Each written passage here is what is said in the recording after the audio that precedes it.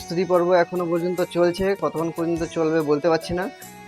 অনেক কিছুই আয়োজন হচ্ছে মায়ের, মোটামুটি যতটুকুন পারা যায় মাকে যতটুকুন ভোগের আয়োজন করা সম্ভব হবে ততটুকুনই করার চেষ্টা চলছে।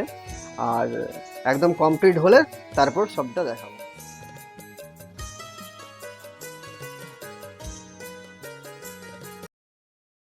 শাঁখা সারিয়ে রয়েছে, আর এপাশে গোপালের ভোগ রয়েছে, আর সর্বশেষে রয়েছে এখানে রয়েছে মায়ের ভোগ। হ্যাঁ, এই মাকে এই রূপে সেজেছে, দেখতে পাচ্ছ ভালো করে দেখো কত সুন্দর সাজি সেজেছে। আরো পুজো দেখাচ্ছি, পুজো হবে এবার, সব সাজানো।